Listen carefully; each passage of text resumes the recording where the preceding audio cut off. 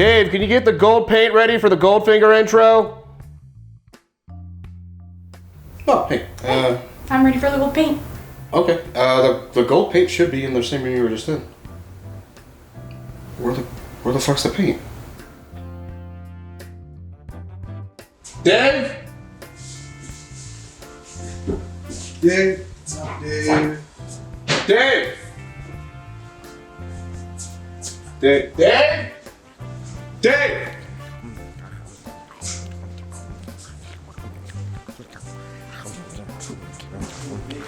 Dave, what the fuck?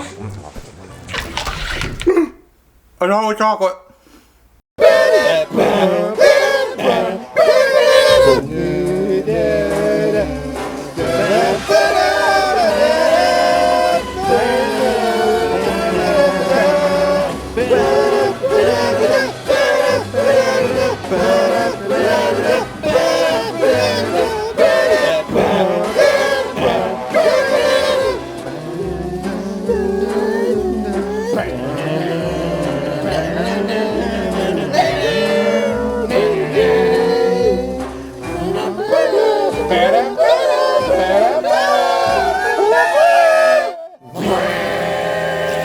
Really?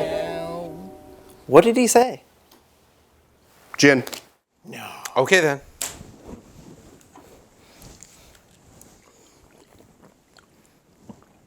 He loves this game.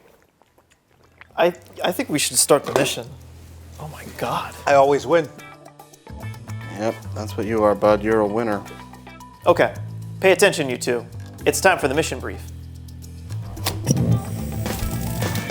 In Goldfinger, Special Agent 007, Sean Connery, has just come face to face with one of the most notorious villains of all time. And now he'll have to outwit and outgun this powerful tycoon to prevent him from cashing in on a devious scheme to raid Fort Knox and obliterate the world economy. And that was 1964's Goldfinger. Dave, you look pretty uncomfortable. Do you want to change into something more cozy before you make the drinks? Excellent.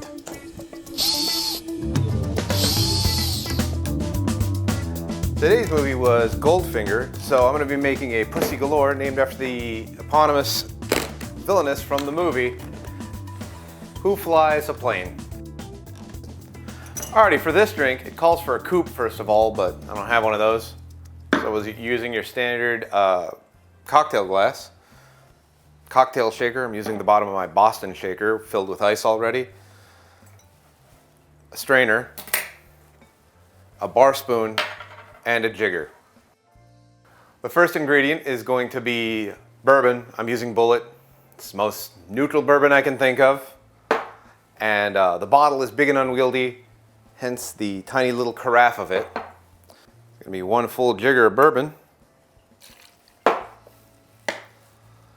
And a half jigger of Red Vermouth. I'm using Martini and Rossi because you can literally get it in a grocery store. Now's where it gets silly. You're gonna be using your bar spoon a lot for 1 bar spoon of Crème de Menthe.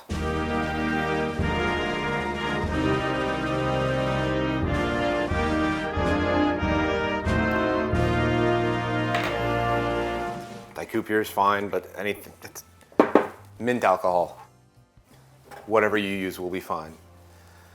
We get even weirder with 1 bar spoon of Branca Menta, but I'm guessing it is the mint version of Fernet Branca, which is really huge in Italy and Argentina for some bizarre reason.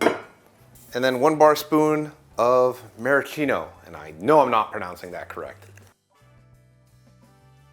And we're not done, because we still have 2 dashes of Angostura bitters, and then 2 more dashes of Angostura orange bitters. Because why not? We need it as bitter as hell, just like our hosts. Then stir it thoroughly.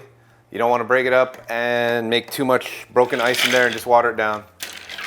There's no need for it.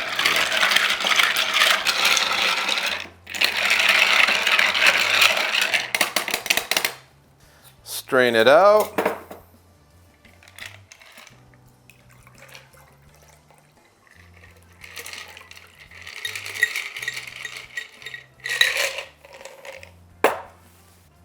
I swear I'm not making this up, orange zest, as much as you can squeeze out of there because you need more orange on your mint bourbon concoction.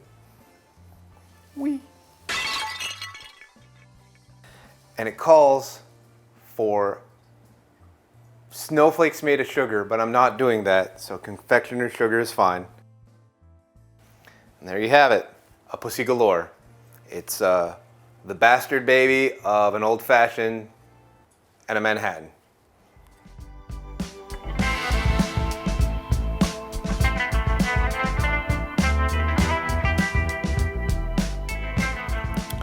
All right, agents, to a successful mission. Cheers. L'chaim. I like that better than I anticipated. Not a fan, personally. Really? Way too tart. Well, normally this is the time where I do some kind of weird, fruity, oh, well, the drink is like it's the blah, blah, blah. But the movie's not tart at all. The movie's fucking great. The movie's fantastic. But we're talking about the drink, the Pussy Galore. Not a drink, not what we refer to in the house as a Nick drink. This is a Dave drink. There's like 10 different tart, acidy ingredients that go in it, and it doesn't taste super tart at all. Well, unless apparently you have the palate of a 3-year-old. I like it. I don't like the smell. I think I'm getting the bitters as soon as I bring it to my nose. It's halfway between a Manhattan and an old-fashioned. Oh my god. That's the best way to describe it. Woo. That's So- a gulper. Yeah. The next goal is to get Joe to drink a Manhattan and an old-fashioned and see his reactions to those, which are probably going to be like, Icky, not Oreo. But you know, I do like this drink. I think so. Of all the I'll ask you this. So of all the drinks that we did so far, It's definitely better than the last one we had. I would probably still go with the Dr. No's my favorite so far. Yeah, this one's like this one's similar, but it's just more tart. At least that's how it comes off to me. So, but yeah, I'm not. It's like sucking on like really bad medicine. That's what it tastes like to me.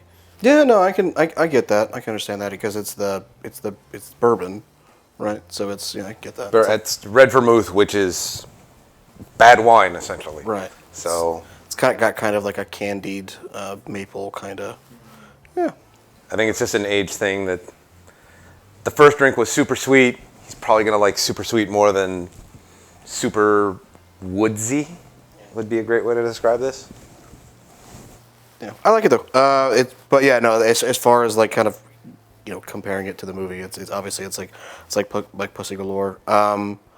Now that I think about it, like I know it kind of in the book we got it from Shaken, the James Bond Guide to Cocktails or whatever the fuck it's called. They explain, I don't know what it's called. They explain like why they made that drink the way they did. I'm trying to understand. Do you remember what they said about the drink and how it relates to Pussy Galore? Because like.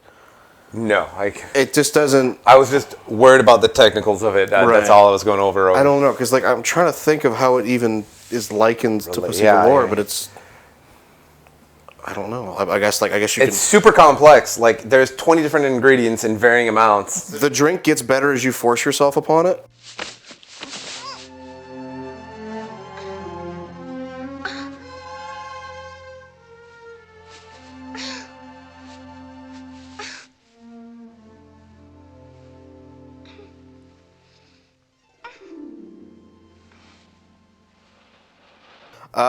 But first impressions, was everybody? I'm assuming it's positive. I'm assuming Extremely positive. Everybody in the room seemed to like it. Yeah, no, I mean, the worst you can say is lots of it seems old hat and kind of like tropes, but they created it. Right. So you can't The tropes say come like, from it. oh, this is tired.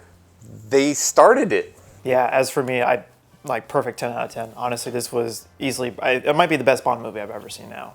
Like hands down. It's got great moments. Most of the jokes land a lot better than I feel like the other two movies. It definitely knows what it wants to do more. So the set pieces feel more fulfilling because of that. Like the action feels like it leads to more things. And like Goldfinger, he's such a good villain. The actor, the performance he gives is just fantastic. Every scene he is just great. Pussy Galore, she's fantastic. Yeah, I just can't give enough praise about it. It's so good. Yeah, Odd Job's fantastic. I will say, because you did touch on humor, I do think From Russia with Love is funnier. It's more like the jokes in From Russia with Love are funnier, but Goldfinger actually has more humor like within the scene. So it's definitely crafted much better. But then again, as we talked about, From Russia with Love was just slapped together and edited in the last moment, and just a nightmare. Clearly this is going to be a pretty highly scoring movie for first impressions, but just overall. So might as well just get into categories. All right, so we have 5 categories that we rate the movies on. First of all, we got babes, we got booze, we've got baddies, we got music, and we got gadgets. We rate those on a scale from 001 to 007. Right off the bat, we can go with babes.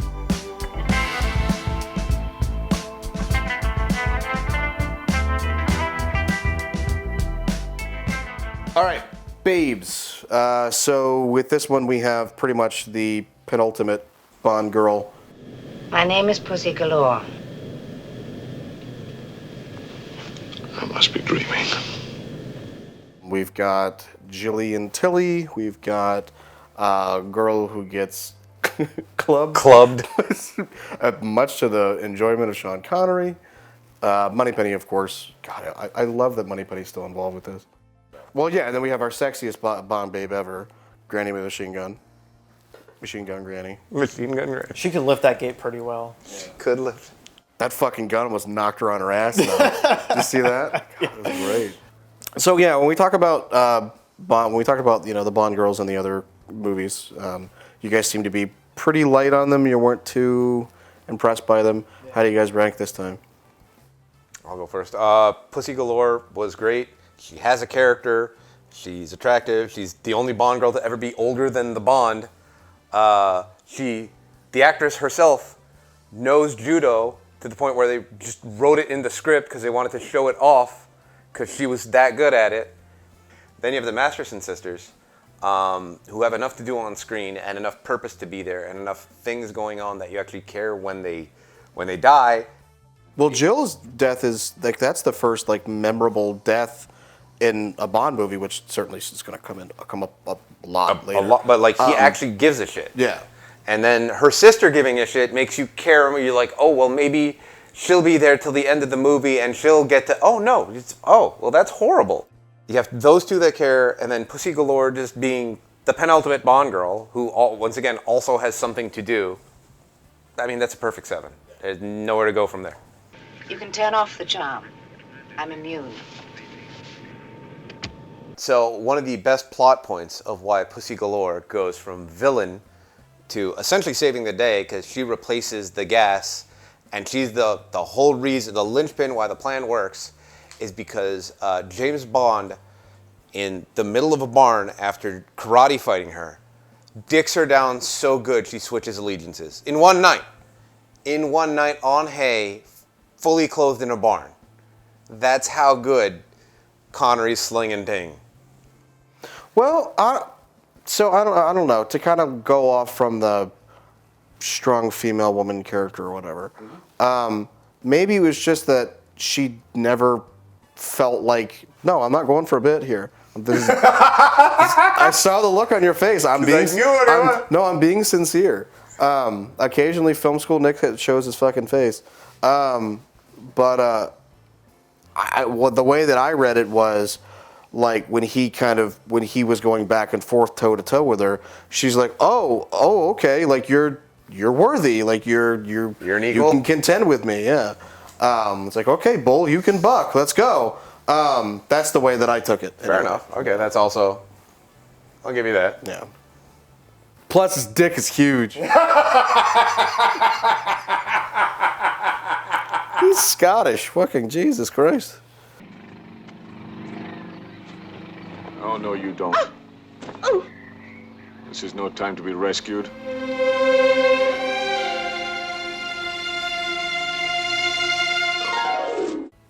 As for me, I'm going to give it a 6 only because I wish there was more Moneypenny in it. She is a great character, and I kind of wish there was a little bit more James Bond and her flirting around. But overall, yeah, like every other Bond girl in this movie is fantastic. Pussy Galore is easily the best Bond girl. She's smart, she's cunning, she's a great equal and sometimes successor to Bond. Just the scenes they have together are really good. Like the actress is really good. Like she really does steal the show in a couple scenes. There's also the Jill and Tilly. When Jill dies at the beginning, becomes the Goldfinger, like the golden Bond girl. You care because Tilly cares about her sister. She wants to get revenge. And then when Oddjob kills her, that scene was also really great and suspenseful, and it really showed up the stakes. Oh yeah, the whole room reacted when it happened. Great scene. That scene, like the chase and all that, was fantastic. And then towards the end, you have like the 5 like blonde girls. It almost looks like an early Charlie's Angels. I don't know. That's what it looked like to me.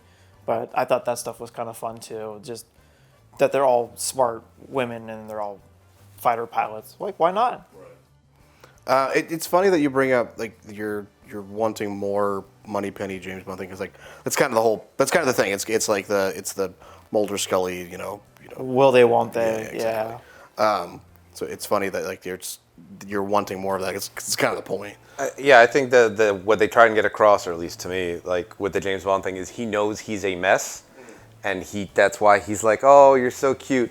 You should probably stay away from me because you have a nice life, and I'm James Bond. I'm gonna bring this up a lot when we talk as we go on through Moneypenny, and we've talked about how much we like Moneypenny. There is a comic series. It's called Velvet. It's by Ed Brubaker, which is basically Moneypenny gets her own starring role in a comic book, and it's so goddamn good. So I'm gonna bring it up a lot. Please read Velvet. It's really good. So if you like Moneypenny as much as us, definitely check it out. Yeah, circling back to me, I'm gonna definitely go just full 007 for me. You have the penultimate Bond girl in Pussy Galore. You got sexy gun-toting grandma. You got sad sisters. The last attractive woman ever to own a Mustang.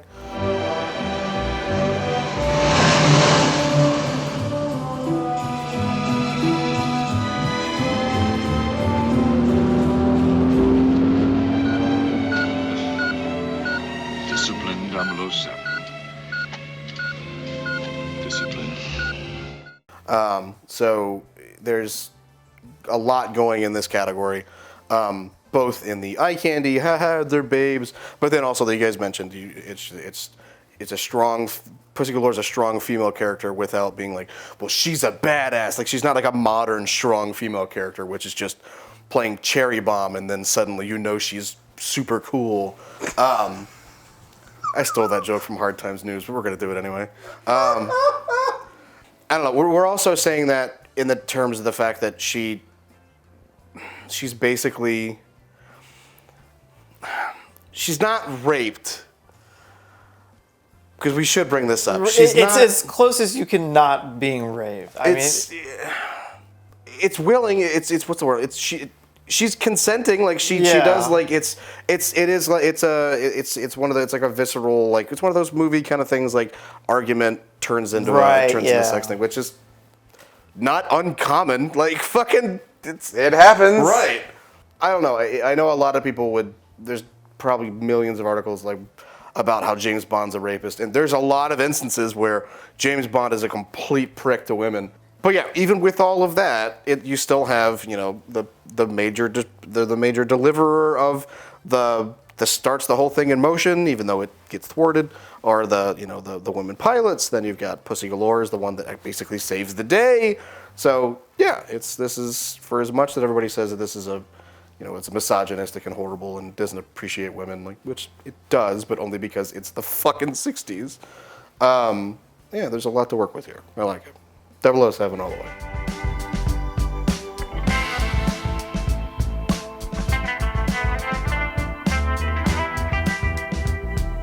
On to booze.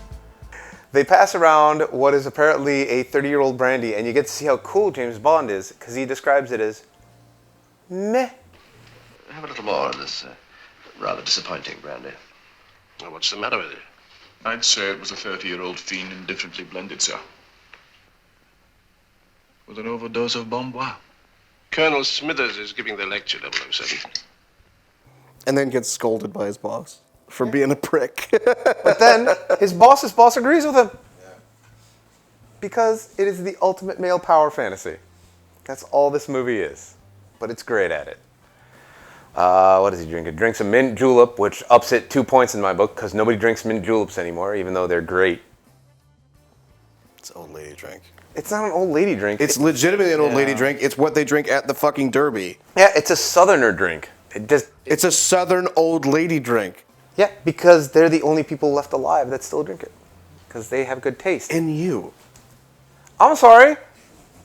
It's not Four Loko. That's what you drink too.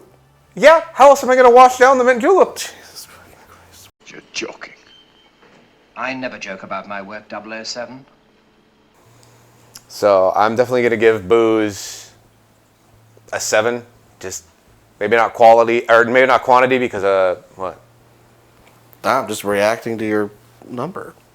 But yeah, it's just a quality thing, like 30-year-old brandy, a bottle of Dom, which once again we've established he drinks a bottle of Dom and then is about to drink another bottle of Dom. Just happens kind of sort of off screen-ish. And then gets knocked out before he can drink it again. Yeah, knocked out. And then he also has a signature martini. Every beat is there. It's just not him mainlining a bottle of cheap vodka. So I'm going to go higher for quality rather than quantity on this one. For me, I'm going to go with a 3. I thought the booze wasn't particularly like grabbing. Like he does have the martini, and then there's the hilarious bit at the beginning where they're just passing around the same bottle. And I have no idea. I guess that's what they decided for blocking. It must have looked. They were like, "This looks good," but yeah, it's constantly just here you go, here you go.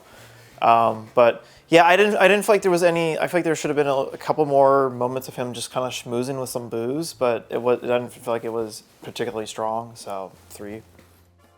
Yeah, this movie didn't really have the.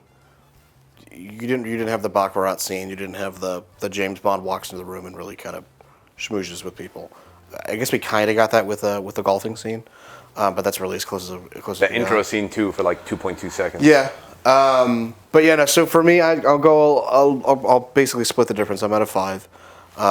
Mint juleps are gross. Disgusting. I don't like mint. Like even though there's mint in this, like even then I'm just not really a big fan. I of don't I forgot your hatred of mint. I'm not a huge fan of mint. And then. Yeah, I mean, he's got, Dom. He only really has one vodka martini, so it's, I don't know, it's fine. It's, I think, a little bit higher than I've ranked the other things in the past, but 5, yeah, nothing tremendous here. I think this is the lowest category I'll probably go.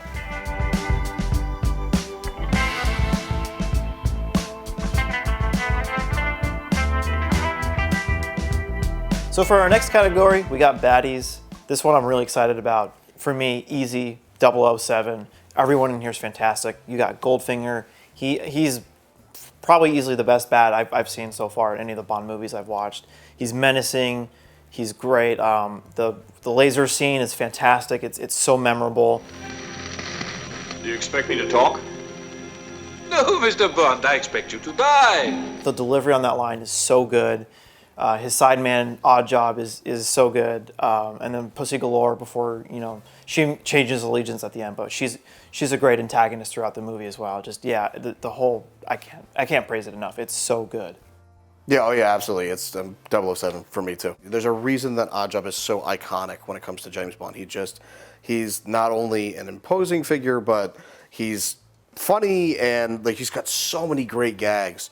And the actor Harold Sakata, a decorated, professional wrestling personality, shines in this movie. He's so good in this. The golf ball scene. I believe this is yours.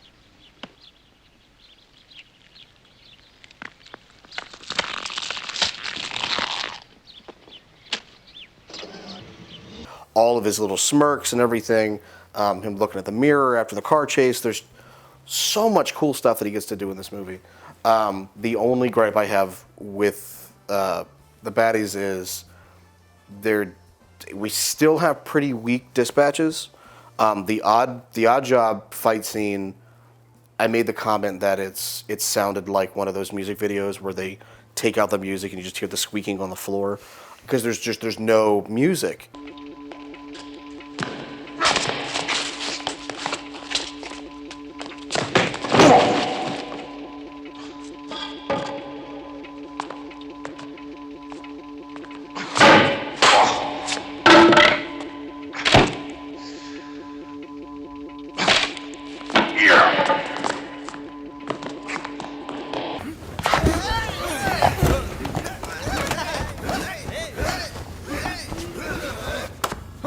But on the flip side, the very first fight scene, to kind of step away from the oddjob part, the very first where the girl gets clubbed in the back, that fight scene, like it's a kind of fight scene you'd see in a current Bond movie.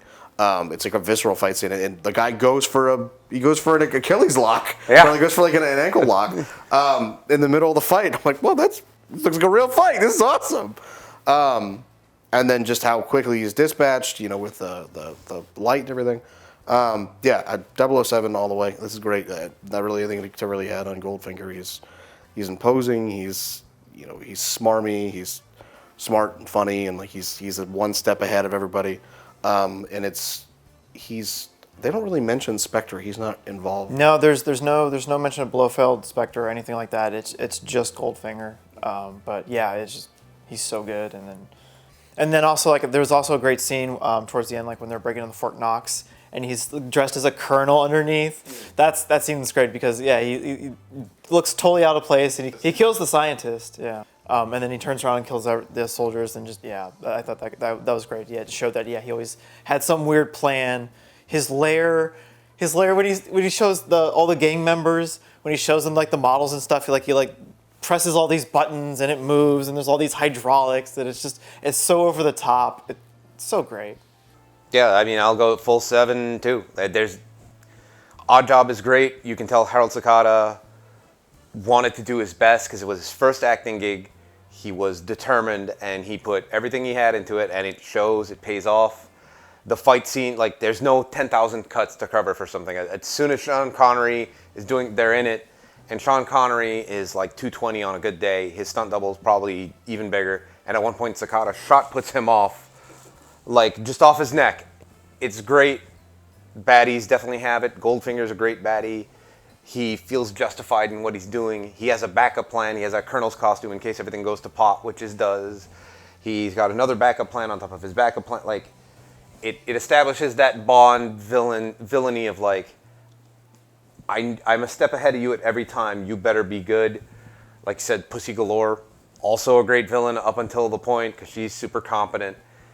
And to elaborate on what Joe said, all that villain's lair and this button that he has to hit and that special thing, it's to show a PowerPoint. There was no greater villainous need. He was showing a PowerPoint, but he felt the need to turn his whole house into a transformer to show a PowerPoint. Here's a map. He didn't need that. He wanted that extra step for us. Remember, kids, only real villains use PowerPoint. It sickens me. And I also just wanted to give a special shout out. One of my other favorite little baddies was the jail guard who didn't have object permanence. I've forgotten about that. Oh, that's the greatest scene in a Bond film. James Bond is like going in and out from the little window on the door, and then he just hides, and the guard's like, he's gone. He does the elevator. We all did, like, and the guard falls for it. He's like, there's no elevator in there. How did he? Oh my goodness. I just imagine, like, if that scene had gone on any further, it would have just had James Bond be like, "Oh, look at this! It's a cyanide capsule behind your ear." That's on a quarter. Is this your card? Like, it's so stupid.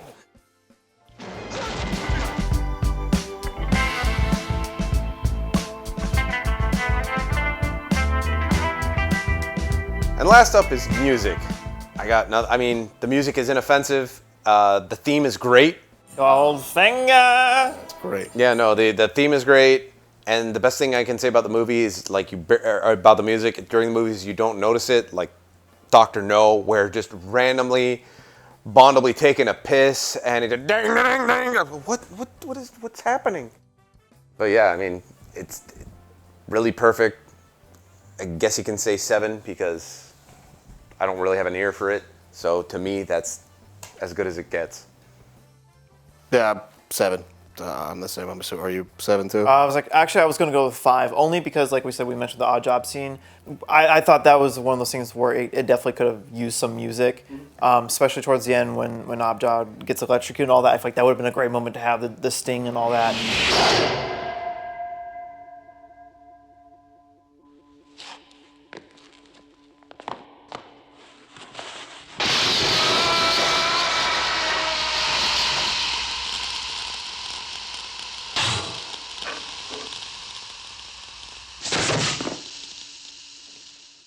But overall, yeah, the music is really improved. Like when he goes to Kentucky, there's a little bit of a country theme. Like the settings all usually have a little bit of a different theme to it. So yeah, there's a lot of variety to it. But you can still like hear the James Bond elements to it. So it is really good. But yeah, I only deducted a couple of points because I really thought that odd job scene kind of fell flat. And had it had some music to it, I think that would have really put it over the top. So, but 5. Yeah, I'm gonna go 7. Goldfinger, like I said, it's the start of all the Bond themes. It's really establishes the sound. So 7. I can't really expand much on what you guys have already said and what we've already talked about with the one detriment. I would say that the Goldfinger theme is enough to make up for the shortcomings, but I definitely don't want to. Not glossing over it. It is definitely a shortcoming. That scene really needed. Yeah. No, I love the theme. The opening theme, the look of it, it's great. Yeah, it's super stylish. And yeah, like you said. And the fact that it kept coming back through is, we think a real theme should. Like it keeps coming back in through the music, and it's the same theme, just muted in a certain way or done in a different style, like you had mentioned. It's not just the same track played over and over again, like Dr. No was. And there's no Soko music, so 7.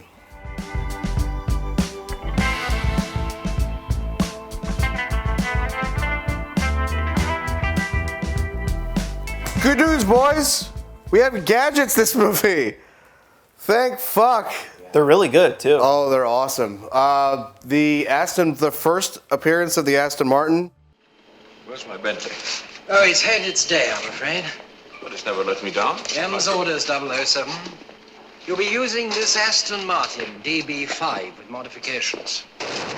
Now, pay attention, please. Super tricked out DB5. We've got smoke, we've got an ejector seat, we've got machine guns, we've got shield that pops up out of the back, we got super duper duck hat. Seagull hat, heron hat, whatever. We have the tracking device, the Homer. Homer, yeah. I forget. Yeah, they call it a Homer. Yeah, because there's the big one that he puts in the trunk of Goldfinger's car, and then he's got like the small one that he puts in his shoe later. Technically, all of Goldfinger's bullshit is gadgets too. That's true. Yeah, that's true. I guess it's not just James Bond gadgets. Yeah, I guess the giant laser. I mean, that's giant obviously laser. a great set It's piece. the first laser in a Bond movie. But I mean, for me, it's DB5. It's the first appearance 7 all the way, 007 all the way. I'm 7. It's the appearance of gadgets. Like before, all we had was like a hair or gold coins. Now it's a whole car full of like this establishes the go-go gadget car basically. This is where it comes from. Is just a console with a bunch of pointless, stupid bullshit and an ejector seat that launches out Benny Hill's dumb mannequin that flies all of 3 feet. It barely clears that car. Barely clears the car. It looks so great. Everything in here is a great gadget. If for no other reason, like it's the first time you see it, and they're trying out different stuff. The smoke screen looks great, even though it's at night essentially.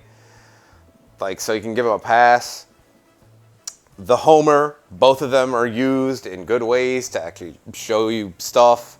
So there's a point to the gadgets, not like having an entire transforming house for a PowerPoint. But yeah, the gadgets in this movie are great. 7. And they only get better from here. Yeah, 007, all the way. The gadgets are great. The Aston Martin, the car's so slick. Having the center console, having all the buttons there. The ejector seat, that's terrible. It's so good. Like with the radar, I want to say there is one shot where you can definitely see the hand underneath the little plastic glass for just a split second. It's cute. But yeah, no, it's so good. It establishes so many cliches that we see now in all the subsequent Bond movies and spin-offs and parodies. Seagull hat. Seagull hat, yeah. There's it's one of those things. Yeah, this movie's just firing on all cylinders, and it just nails the gadgets. Yeah. Agreed. Seagull hat. And Q, like this is the first time where Q really starts to get like pithy and annoyed. I was gonna say you also get a really good look at the Q headquarters, like you see people in the back testing like Kevlar and stuff like that. James Bond makes a quip, and Q's like, "No, I never joke about my work. I'm very serious." Yeah. The parking meter that just apparently just shoots out Nerf gas.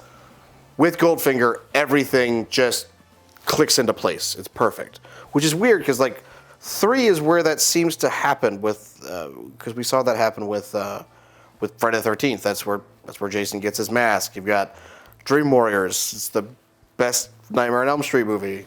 So it's Godfather. Okay. It's the exception that proves the rule. Sorry, I had to make the joke. Do you think in this movie, though, he didn't use a hair as a gadget because he had none? It's somebody else's hair. Oh man, that toupee, like you could very clearly his hair was black, toupee was brown. It was very two-tone. Was that technically a gadget? That thing they stapled to his fucking dome. My God, he should have called up Shatner.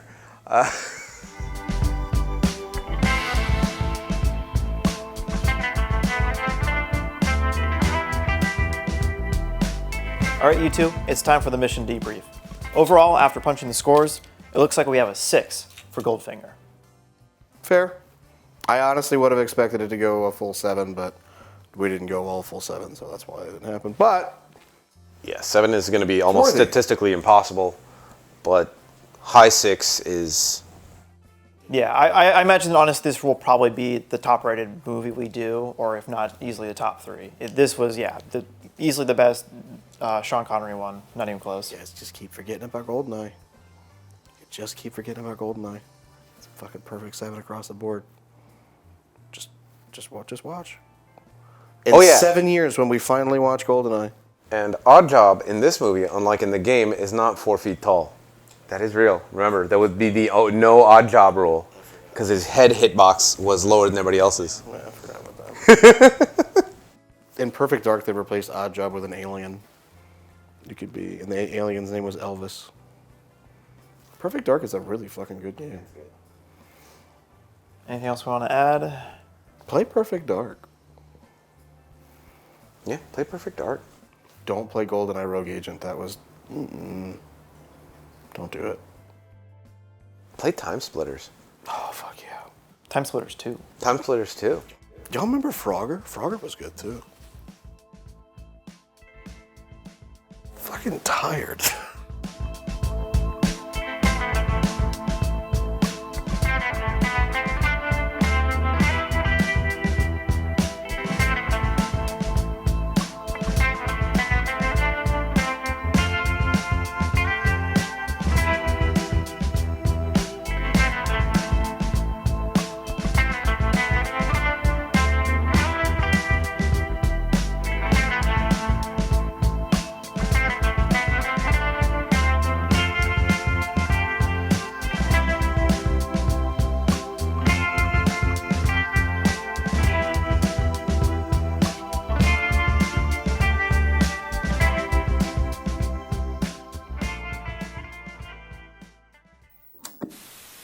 Moderately neato.